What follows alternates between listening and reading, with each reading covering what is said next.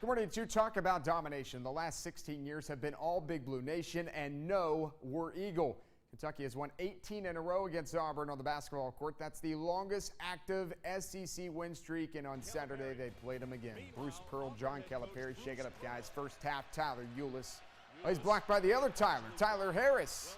And Harris gets it up to Horace Spencer. Jamming it on the other end. Auburn up 3. Later, Isaiah Briscoe, the missed layup here. Marcus Lee. Yeah, that's a dunk. 1-point game, still first half. Kareem Canty, dude, balled out. Gets the floater to go. He had 26. And then Briscoe dishing it off to Scal Labissiere. Scal had 4 points in 8 minutes. 7 seconds to go in the half. Derek Willis. Monster day. He had a double-double, 12 points, 12 rebounds. First time in his career he had a double-double. Let's go second half. Eulis back at it. Goodness, he is good. 17 points, 10 rebounds, 8 assists, 2-point lead for Kentucky. No one stopping Canty, though. What can't he do? And 1 bucket. 1-point lead, a minute to go in the game. Tyler Harris, that's playground basketball. Bruh. You know, Auburn would make the free throws. Eulis there at the end of the game, shoots the 3, he misses. Auburn ends up winning this thing 75-70. First time Auburn has beat Kentucky since 2000, and first time Auburn beats a ranked team since 2009 against LSU. You know, it's just disappointing when stuff is being said. Like last year, you beat West Virginia by 100. This year, like, where's the fight in this, So that was disappointing. But the biggest thing is, look, and I want to say this in the right way, we have a 12-point lead. I'll go back and look. We have to make winning plays. We don't. Oof. EKU on the road yesterday afternoon taking on Southern Illinois Edwardsville. Second half, Javante Hawkins, pump fake, strong take with the lefty. 2 of his 10. Later, EKU down 2. No side of Mayo in this game. A full jar of it. Nick Mayo. He led the Colonels with 28. EKU up by 1. 1.4 seconds to go now. EKU down 2. 67-65. Jarrell Rochelle for the win.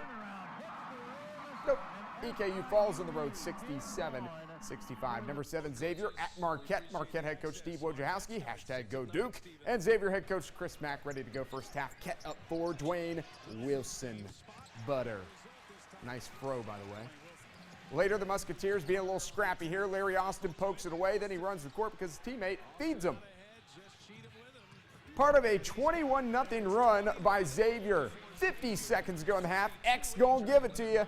James Farr from close range. He came off the bench at 16. Xavier up 12. Second half, another steal for the Musketeers. They were scrappy in this one. 8 steals on the day, by the way.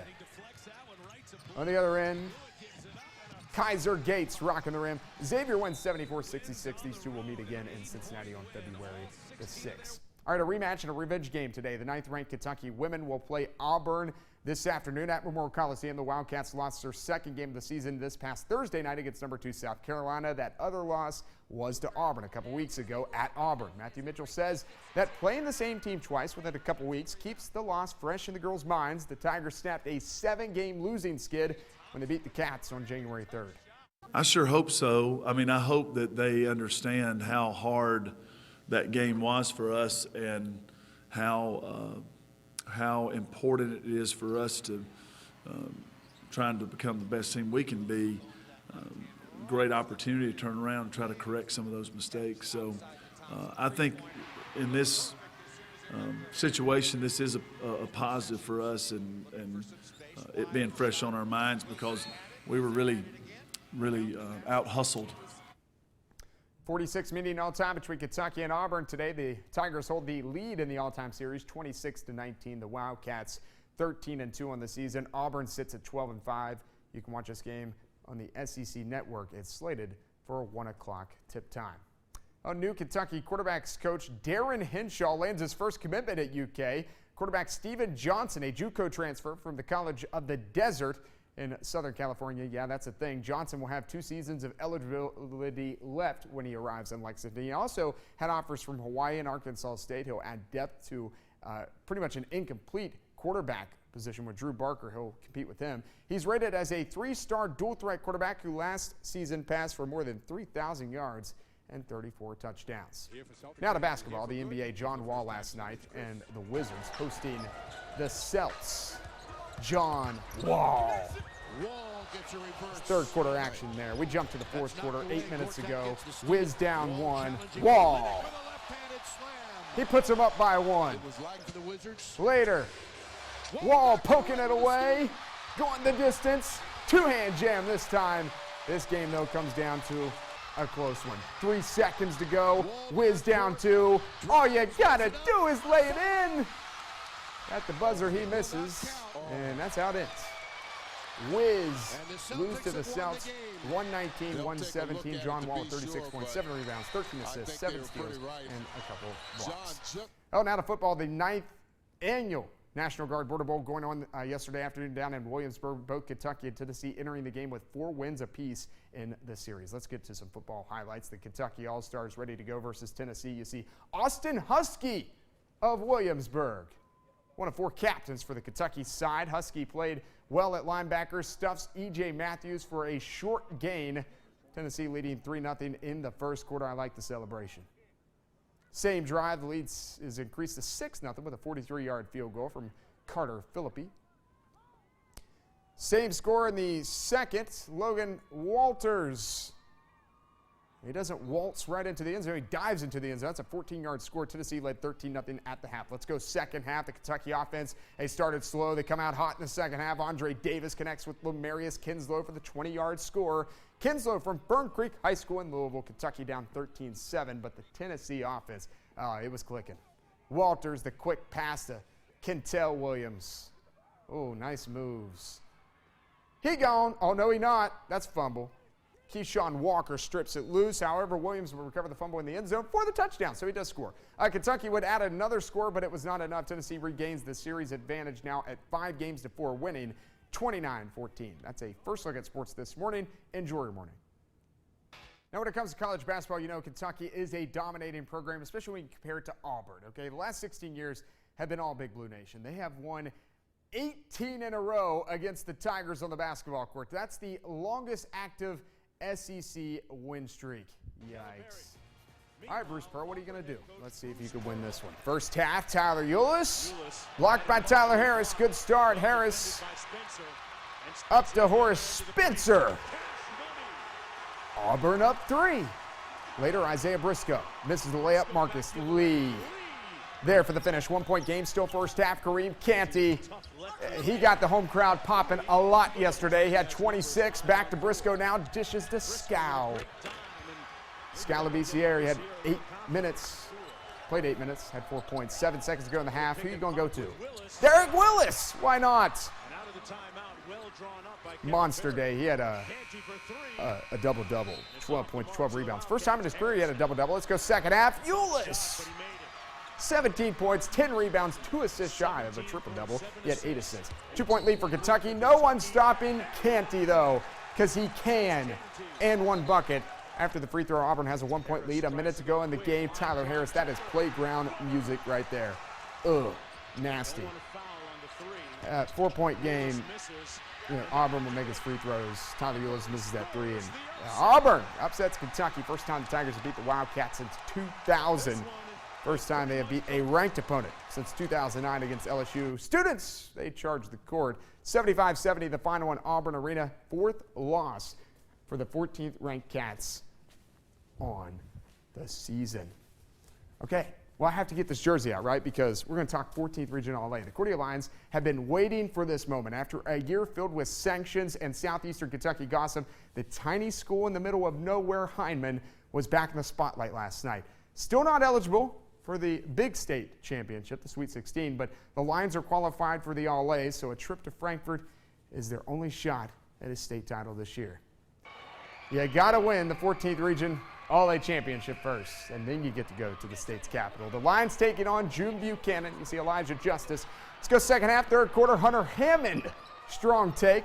He goes right. Off the backboard, JBS up 6. Hammond goes for 9 points right at the end of the third quarter. Loose ball, Zeke Bialis, 2 of his 7. Cordia down 2 going into the fourth quarter, and that's when things get silly. Anthony Nelson and 1. 15 on the night for Anthony Nelson. The Lions D'ing it up now. A.J. Chisholm with the steal, and A.J. Chisholm with the English. Oh, yeah, the play's not over, by the way. Look at Lulu getting after it. Another steal, punches it away. It gets into Raymond Mercado's hands, and he going lefty off the glass. JBS, they need a TO, baby. That's a 6-0 run by the Lions. Puts them up 4. Crusaders need a bucket, so who they going to go to?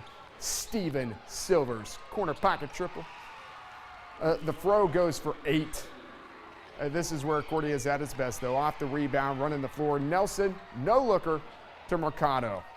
Cordia up 7. Fast forward, there's 13.7 seconds left in the game. 3-point game. Hammond makes it a 2-point game. All right, so we got 8 seconds left. Kareem McDonald, he missed his first free throw. Bro, you got to make the second one, at least make it a 3-point game. Oh, no. He misses. Crusaders with the ball and with the chance, and the ball's in Silver's hands. That's a good no call. There ain't no foul. No foul there. Cordia Nation can celebrate. Lions are cutting down the nets and headed to Frankfurt to win the 14th Region All-A Championship, 50-48. Lulu with 16, Nelson with 15. They weren't eligible last year. Of course, the Lions weren't. The year before that, though, they made it to the championship on Sunday in Frankfurt. Well, here's Coach Rhodes. What are you going to do now? We're excited to be back. We've been waiting a long time for this, and I'm really happy for the community, Lots Creek community in Cordia. We've been through a lot. We endured a lot. Kids stuck together. They believed in what we were doing, and we told them we would ultimately be back here, and this is where we're at. I'm a senior, and I'm happy that we making it back to Frankfurt. The first year that I went to, it was a great experience. Came runner up, and now that's we trying to bring back the state championship.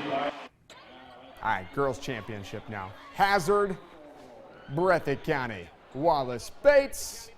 We're going to play Breathitt County basketball. We're going to win this game. But first, Haley Cottle's going to rock a splash ball. Hazard down 5-3 early. Let's go same quarter. Cottle to Olivia Holland. Baseline J rattles in. Hazard down just 1. Just a monster first half, though, by Casey Cox. Right in your eye hole. We'll see a little later in the highlight. First back to Cottle. The run and the floater. Wallace Bates in the huddle. What you going to do, man? Settle down. Slow it down right now. You're going way too fast. That's what they want you to do. All right, Wallace Bates says, slow it down, girls. That's what they do. Gets it to Amanda Griffith. Gets that bucket to go. Lady Cats lead by 5. Griffith had 12. Later in the second quarter, we're going back to Cox, driving and scoring. The run, though, stopped by the Lady Bulldogs. Colby Johnson goes down into Holland. Little dribble and a shot. All net, plus the foul. Hazard down 6 after the free throw. But then Cottle goes back to doing Cottle things. 7th grader. She's really good. Game high 23. Things, though, could not have gone worse for Hazard with under a minute to go in the half. Cox catches the inbounds pass, lights it up from downtown, and then the next possession was 6 seconds ago. Somebody go guard her. Cox from NBA range.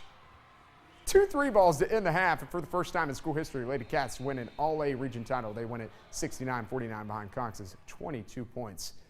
All right, Peyton Broughton and number 6, North Laurel. The Jaguars taking on Isaac Cottle and Knott Central out in the 15th region at Pike Central High School at the Hawks Classic. From the start, North Laurel was hitting from the outside. Jarrett Lips. Jags up by 3. Then it's Adam Sizemore, dishes to Bryson Asher, the big guy.